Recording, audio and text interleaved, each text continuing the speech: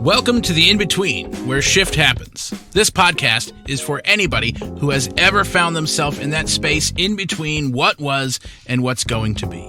That space where life happens. The moment between where we are and where we're going. That space that is often uncomfortable to sit in. The stuff of life, the ups, the downs, the moments of connection and insight, and the moments where we can't see two steps in front of us. We will ask all the questions, maybe find some answers, and generally work at being okay in the mystery of the in-between. And in this episode, we are talking about human nature. What it is, what it's not. Who knows? Who really knows? Yeah. I thought it'd be kind of a cool... Open-ended human nature. It does feel very open-ended for sure.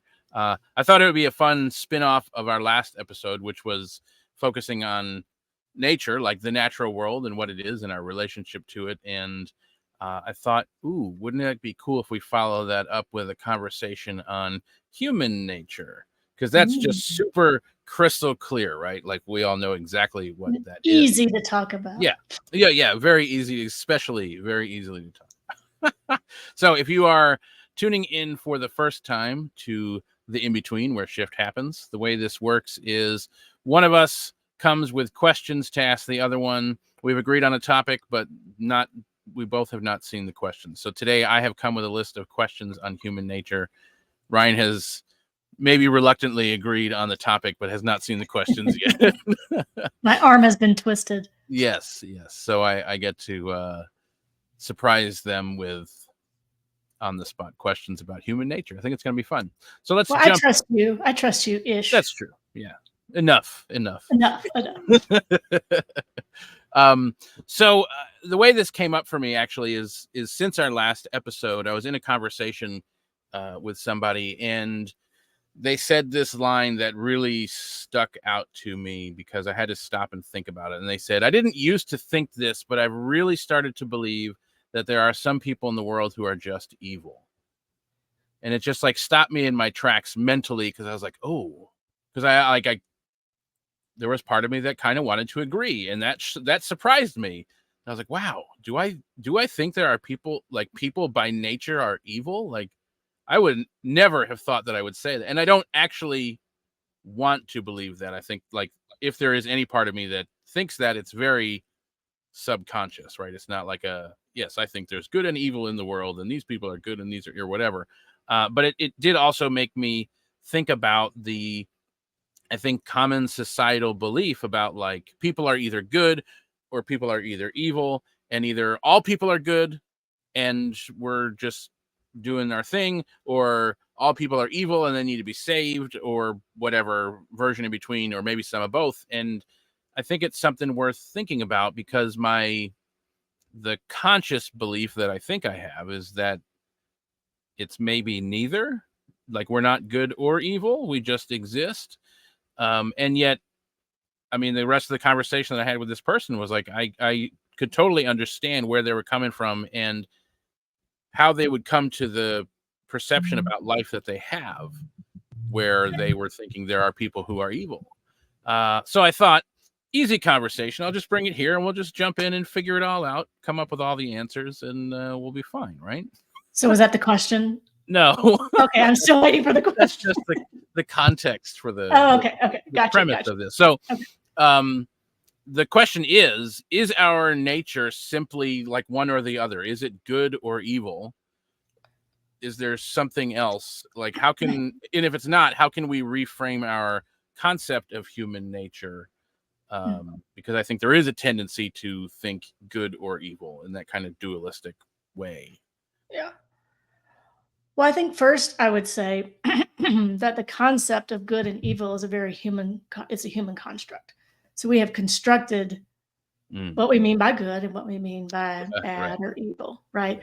And so I would kind of lean into what you said in the contextual intro to this, that I don't think there is like good or evil. I think there just is, right? And so we often talk about, in those conversations of like, there's good coming from this or the good, right? Like redefining what good means. And so like when we think the common understanding is, good is like good or bad. But for Right. me, I think the good is like life, like just the activity of life. And so I think that applying this understanding of the activity of life to like the human experience, just like there are things that happen, like experiences and perspectives and things that happen within like the natural context of things. I think the same thing with our human experience. So I think that we are born in our isness, right? And so then I think how we view the world, how we experience the world, how we relate to the world. And when I mean the world, I mean like beyond ourselves, like outside, whether it's like to nature or to individuals or to like in society. I think that lots of things influence how that shows up and our understanding of our connectedness to the isness or our understanding of our own isness, right? And so I think that there is a lots of different nuanced factors, right? I mean, you talk about nature versus nurture, like our environment, our experiences, our early childhood experiences, our the way our brains may experience the world. Everyone is different, right? And so that impacts how we interact, and that doesn't like negate when we look out that people are making really poor decisions that negatively impact those around them, right? It's not like a free pass for that. But it is, I think, a little more nuanced than that person's good, that person's bad, right? There's so many things that influence how we behave and how we come to a conclusion about life as it is right now. Like I have my own set of experiences that have allowed me to navigate to where I am now. So not only my experiences, the way my brain works, my biochemistry, like all the things, right, impact that. So short answer, I don't think that there is good or bad. I think that's how we make sense of things. Like everything, right? We assign meaning so that we can categorize and make sense. Good, bad, safe, unsafe, right? But I don't, in its essence, I don't think that there is good or evil. I think things just are. Certainly makes it easier to cope with or make sense of, like, oh, that person's just evil, or to blame. Right.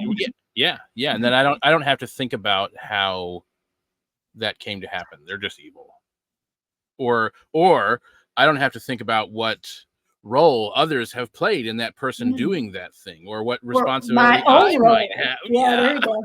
Right. Yeah, because like I think that, I've seen, I think a part of when we talk about empathetic intelligence, part of that empathetic intelligence is the ability to see or hear an experience outside of us, and then be able to go to that place within our own space where we may have the capability of that, or we may, based on certain things being shifted and shuffled, may actually respond the same way as what we're seeing, right? And so I think that part of this conversation is that empathetic intelligence, understanding that there are lots of things that, had they gone differently in my life, right, iteration of who I am may be different, right?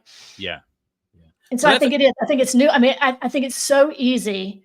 I think we want to like good, bad, because then we don't have to do the work to really lean into some of that stuff. And I think that's our own desire to be comfortable. Well, that's a big one. Have we done that as a topic yet? That might need to be a topic, or a revisited topic. I mean, I know we talk about it a lot, but that might have to be an episode. So a moment ago, you said something about, if things had gone differently, you'd have a different experience. So I feel like there's a lot of different avenues for this topic, and one of them was like, are all people good, or are all people evil, or is there a different way of looking at it?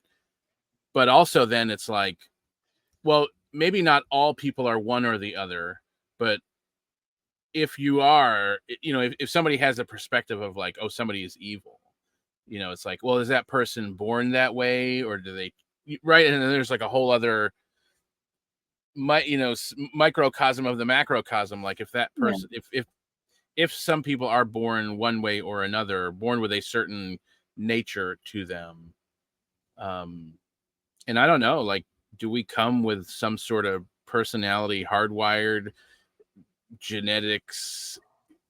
I mean, I think that's where the nature versus nurture thing comes in. Like, how much of who we are is human nature, whatever that really is, and how much of it is the environment and then epigenetics, right? I mean, it's like, yeah, right. I read somewhere the other day where it was talking about like stress experienced by the parent, Mm, and then actually however that kind of transformed the cells. Like it does some shaking on the cellular level, yeah, then that gets encoded in the next generation, right? right. Um, and it's interesting because then that encoding can lay there until it's triggered by some sort of environmental thing that triggers that Yeah, waking up of that response that was inherent. So it's very interesting. Yeah, I think it. I mean, it's and do I mean I don't know that there's going to be a like the definitive answer to this. I don't think that yeah, that's the goal. no, I think it's just like the conversation. And I think what happens is I think the importance of this conversation is that it's more than just this or that. yeah, It's so nuanced, just like yeah, everything else. But it's really interesting to think about that. For me, it's like, okay, what is in my own like default? Because I think we do have probably default responses to things based on early imprinting. sure. Um, and so I think these conversations and this exploration is to like take a look at, oh, what is that default and where did it come from? Is Right. it something that is in need of shifting or something that I want to like react from a different space too? So it's, Yeah. hmm. What I find really interesting about it too, as we're talking about it, is like the idea of, the study of epigenetics has been around it's not new. That's been around Oh, yeah, for, yeah. I don't even know how long. And yet, like, the persistence of really old ideas that maybe aren't in our best interest just stick around forever. like, Yeah, they're hard like to good shake. versus evil is not really, I don't know, from my perspective, from my experience, that viewpoint is not really helping anyone. And we've had so much information available to us for such a long time already, and yet so widely held is the belief of like this dualistic belief of good or evil, or you're born that way or whatever. And it's like, how do we why is that so persistent? Like, we know better than that. Well, and I think it is that back to what we said. I mean, it is that need to categorize so we don't have to look at it. So if it's evil, then oh, it's over there and I don't have to mess with it. Yeah, And so I don't have to look at it. That person's just whatever, right? Or that experience is just, I mean, this is could be also to experiences as well, right? yeah, Um, that we can just not look at it. So I think it is a way to dehumanize. yeah, And when we dehumanize, then that we're not as accountable to that person or to that experience as we may otherwise be, if that makes sense. yeah, yeah. It makes me wonder about like change, because on one hand, and we talk all the time that life has changed, like everything changes, Mm-hmm. and at the same time it can really easily seem like, well, no one ever really changes. Like, do we really change, or are we still living based on the genetics and the DNA and the epigenetics and what we were taught from our parents and our upbringing? Like, do we live that out our whole life? Does any of that really change? Or is it our perspective that stays the same? That things are changing, like, oh, that person never changes. Well, Right. maybe it's because our perspective Of of them is, them yeah, hasn't changed, but they yeah, actually are changing, right? And yeah, so it's, yeah. It's an I mean, you can't interesting, stay still, right? I mean, dust cannot settle on us here with these Yeah, sorts of right. conversations, right? You have to constantly be moving and looking and leaning in and asking questions. Yeah, yeah. So it's like it's kind of interesting to think. So like, what is then the impact of someone's the impact of someone's nature on their upbringing versus like the impact of their nature based on their DNA and family history. Well, I think it's probably all of it, right? Yeah, yeah, yeah. Yeah. It'd be Yeah. interesting to see, like, I don't know how this would ever happen, but like, oh, these things are all impacted by this over here, and like, because it's not. I mean, I guess the further we get into the conversation, the more it really is. It's like it's not one or the other of anything. It's Yeah. so many different aspects, all kind of webbing together in this Mhm. intricate like weave. Well, and in conversations too, from like in spiritual communities, and especially in communities like ours that believe that we are individualized expressions of that one thing back of all things, right? Mhm. That Yeah, blueprint. And yeah, so you yeah, can't have it both ways, right? You can't have it like yeah. God is everything, but that person over there, Right, right? right. And so Yeah. I think Or not that this moment, not right now, not that action. Yeah, yeah, right. So I think that we can make steps, or I would say missteps or misdirections, right? Because we yeah, often we forget that we can forget aspects of ourselves, and in that forgetting we can make decisions or movements or behaviors that are not in alignment with who we are. And so yeah. spiritual all of the spirituality is a remembering. It's not doing Mm, anything to get better at or higher levels of something or all that good stuff. It's just remembering. I mean, it literally is simply a remembering. And so I think that um, so often it is the forgetting that, mm. right, that leads us into certain paths and decisions. And, I've made decisions. I'm like, oh, wow, I wish I could erase that. Right. I mean, we've all done that. It doesn't mean that we're evil or bad. It just means that we've forgotten. And Yeah, I think that the responsibility individually and collectively, I mean, I think we have an individual responsibility to lean into remembering, but also we have a collective responsibility, right? Collectively, when people around us forget, to bring them in and help them in their own remembering. And so I think that becomes like a societal responsibility. I mean, you see that in lots of, indigenous groups you talk about. It's not the outcasting from the community, but it's the bringing in, right? Because the recognition that those individuals may need the most help in the moment, right? And any of us can be the people standing in the middle of the circle, right? And yeah, so I think that when we do that, good and evil, it separates us from that responsibility yeah, of doing that. yeah. And I wonder how much of that's just because we didn't learn. Like, if you look like me and had a similar upbringing to me, I didn't learn any of that, right? Like, I didn't learn the skills necessary to reaching out and bringing others in that way. Yeah, I mean, there was certainly an amount of like compassion for like people in your in group, Right. but there was not a we the whole community, right? It was definitely an us and them thing. Yeah, take care of your own, but I wonder for how many of us like that deeply ingrained gotta go it alone kind of thing. I mean, that really like I that would really put a wedge, a divide between me and a responsibility Yeah. for the group. Well, I think, I mean, speaking of like human nature, I think it is natural for us to lean into the people, into the people or the individuals that we resonate with, right? I mean, it is just this. I think that is a like protective thing that has like Yeah, reprinted in ourselves, right? So it's not. I mean, that's not a bad thing. It is a yeah, normal societal how we're interacting with one another and how we form social groups, and so those things can be very supportive.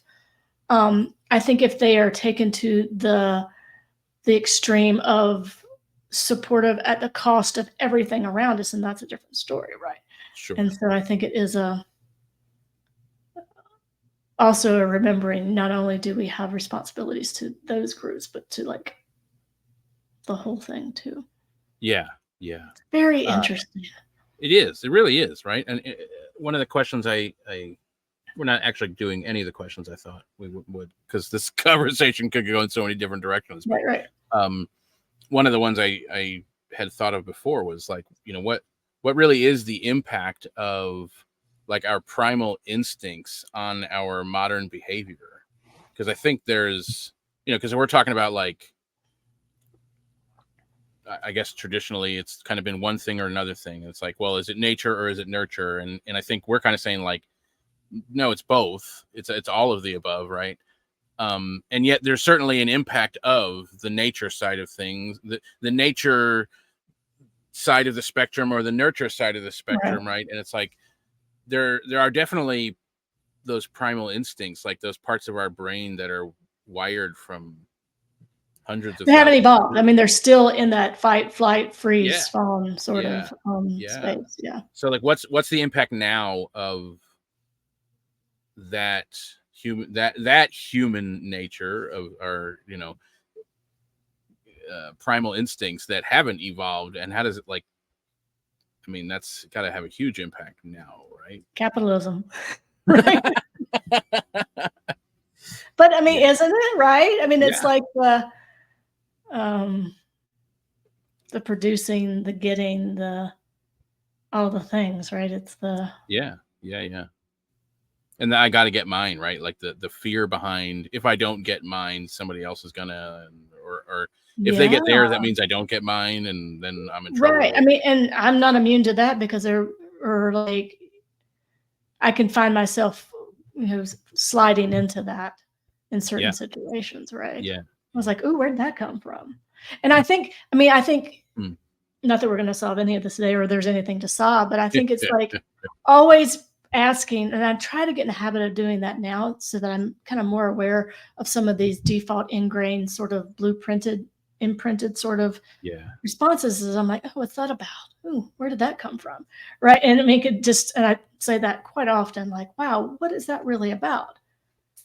And then I began to like can unravel some of that. And it reveals something like usually it's like, ah, yes, there it is. I see you.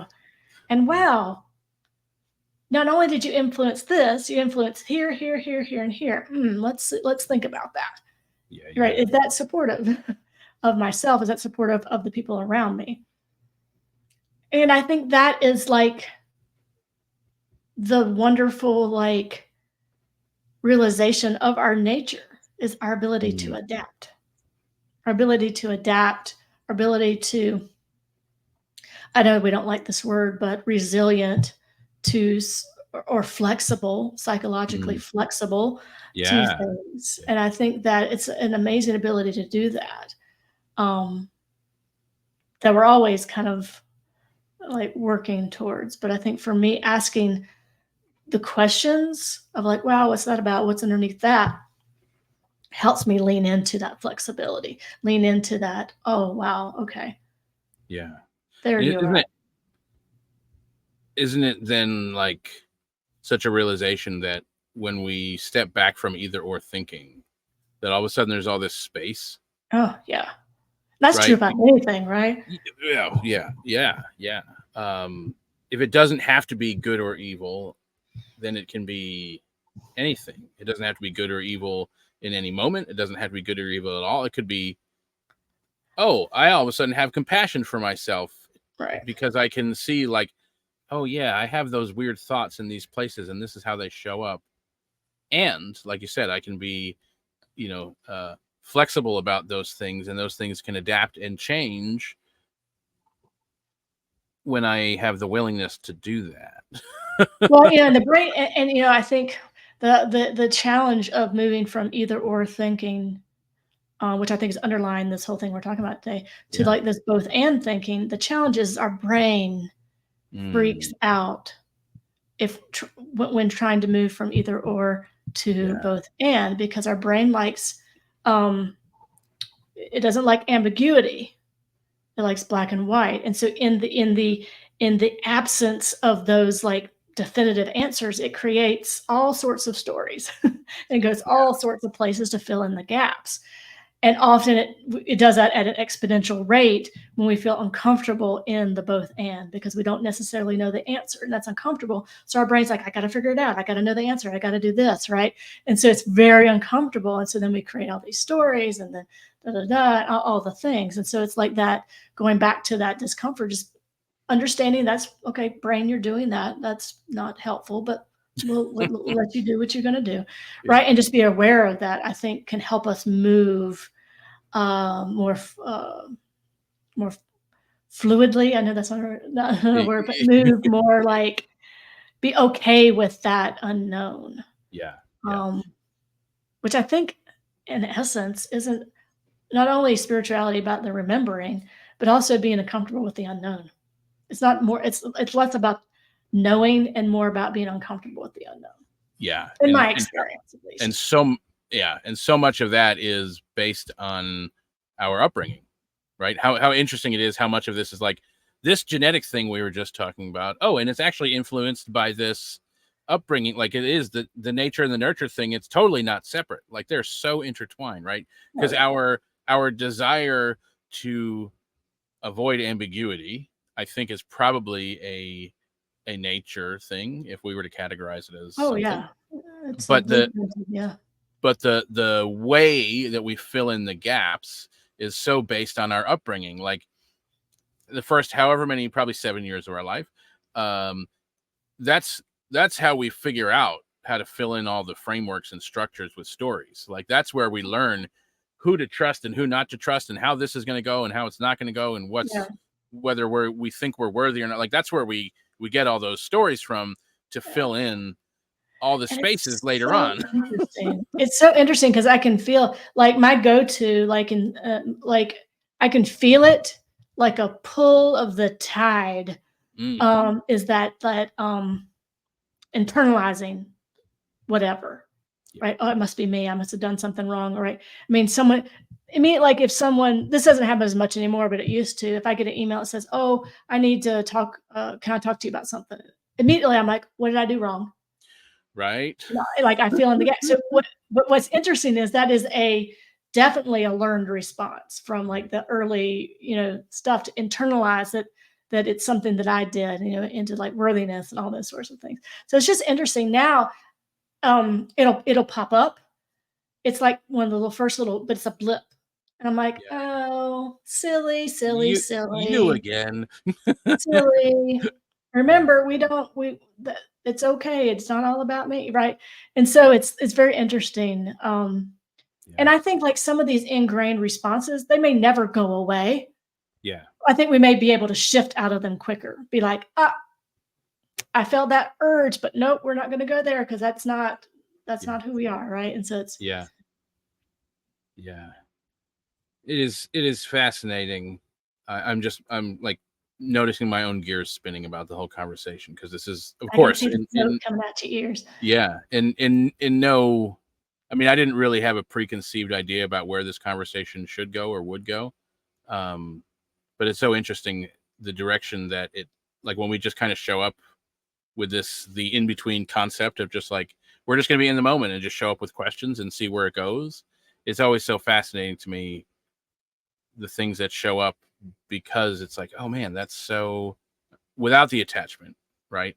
Without the attachment of what I think might happen, it's always such a like a wide open, expansive perspective, and it introduces such new ideas. And I think that actually plays right into what we're talking about, right? It's this idea that like, if my brain doesn't like ambiguity, and I think I know how things are because of the stories I learned or the experiences I had when I was younger, it can be really easy to think that those things are true, and just like anchor into like, no, what I know to be true is like double such down, such. There's a doubling down. And I think, to kind of bring this full circle in a way, like that conversation I was having with a friend about, I didn't used to think this, but now I really believe that some people are whatever. certainly feels like a doubling down of what I knew to be true about Mhm. people is, fill in the blank. And I don't know that is something we necessarily recognize until it gets pointed out. Like, Yeah. what we Yeah. think to be true is probably only that way because that's what we were taught. Yeah. Well, So, like, yeah. what Or we've true? Like, what is true? gleaned. Yeah. Well, even this conversation is like nature and nurture, like happening in real life right now, right? Yeah. Like what my Right. responses, your responses, everything is like melded into this moment, which I think just supports that isness, right? The Yeah. isness of Yeah. life, that it is.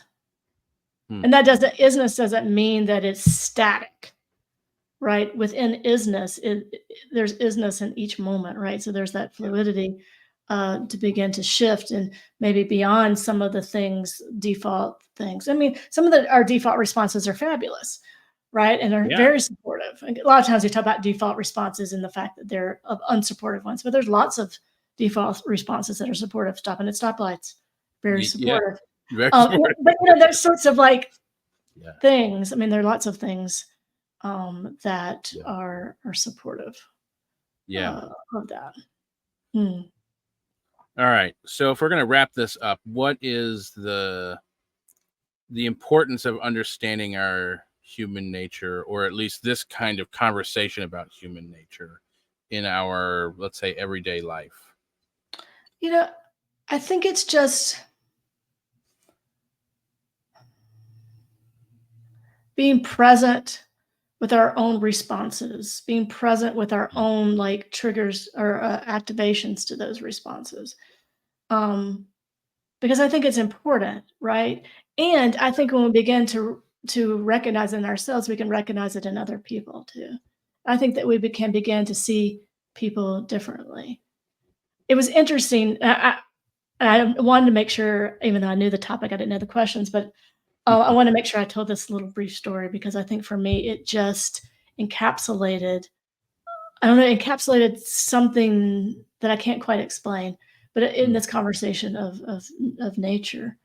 Um, you know, when I was a clinical social worker, my specialty was working with individuals with cognitive impairments at all mm, different levels, providing therapeutic interventions. And so um, I was at this facility and I was taking a break and I was just observing a group of residents at the facility, and they all had varying levels of cognitive impairment. And they were walking, they were on a walk around the courtyard of this facility. It was very large, and so they were on this walk outside. And I watched them walking and having fun and engaging, and then I watched one individual just slowly slow down and was well far back from mm, the rest of the group.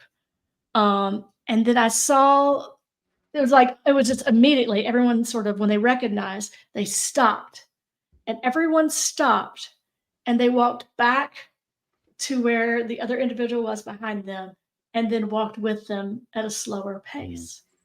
And so yeah. these are people with varying levels of cognitive awareness and ability, but something instinctual was like, someone is in need and we need to collectively support them. Yeah. And for me, like leaning in to that understanding that that is in all of us gives me a lot of hope for Mm, our ability to shift and move in the world that we see now. yeah. Yeah. And it's in us. It's in us. 100%. It's in Right. us. Yeah. We don't have to do anything to go get it or find it. It's already there. Yeah. Yeah. I always think of that story. It's a really beautiful reminder, and it was It is. Yeah. quite beautiful to witness. And like, there didn't need to be any conversation about it or debate or No. coercing. It just, that's who we are. It's what we Yeah. do. It's, yeah. Yeah. Fascinating. Beautiful. Really. Hmm. All right. Well, Mhm. now that we've solved all of that and have crystal Easy clear, peasy. yeah, yeah.